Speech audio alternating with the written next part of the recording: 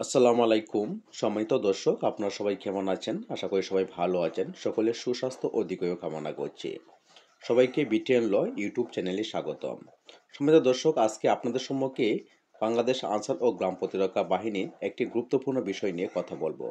চলুন কথা না বাড়িয়ে আজকের মূল আলোচনা শুরু করা যাক।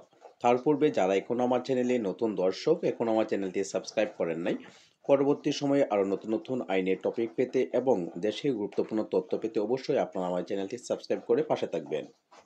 নতুন একটি প্রজ্ঞাপনে বলা হয়েছে, বাংলাদেশ আনসার ও গ্রাম প্রতিরক্ষা বাহিনীর ঊর্ধ্বতন ৩ কর্মকর্তাকে সাময়িক বরখাস্ত করা হয়েছে। তাদের মধ্যে একজন উপমহাপরিচালক, ২ জন পরিচালক পদমর্যাদার কর্মকর্তা রয়েছেন। বুধবার স্বরাষ্ট্র মন্ত্রণালয়ে জননিরাপত্তা বিভাগের আনসার শাখা ১ থেকে জারি করা পৃথক ৩ প্রজ্ঞাপনে এ তথ্য জানানো হয়েছে। সিনিয়র সচিব ডক্টর মোহাম্মদ আব্দুল মোমেনের সই করা প্রজ্ঞাপনে বলা হয়েছে, নাশকতামূলক কর্মকাণ্ডের অভিযোগে বরিশাল রেঞ্জের উপমহাপরিচালক মোহাম্মদ ফখরুল আলম, শ্রীমঙ্গলের কালাপুর ২৪ আনসার ব্যাটালিয়ন পরিচালক মোহাম্মদ মেহেদী হাসান ও কাপ্তাই শিলচরের ৩৫ আনসার পরিচালক সৈয়দ ইশতেহার আলীকে সাময়িক বরখাস্ত করা হয়েছে।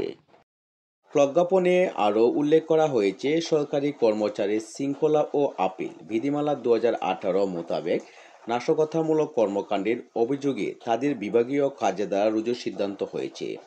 অভিযোগের মাত্রা বিবেচনা তাদের দায়িত্ব থেকে বিরত রাখা দরকার। এ কারণে ১৭ সেপ্টেম্বর থেকে তাদের সাময়িক বরখাস্ত করা হয়েছে।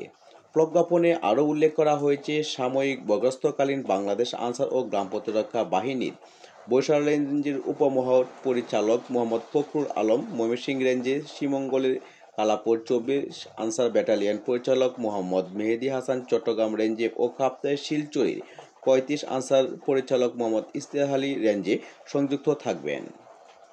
সম্মানিত দর্শক, আপনারা নিয়মিত বাংলাদেশ আনসার ও গ্রাম প্রতিরক্ষা বাহিনীর আপডেট পেতে এবং দেশের গুরুত্বপূর্ণ তথ্য পেতে এবং আইন সম্পর্কে জানতে অবশ্যই আপনারা এই চ্যানেলটি সাবস্ক্রাইব করে পাশে থাকবেন।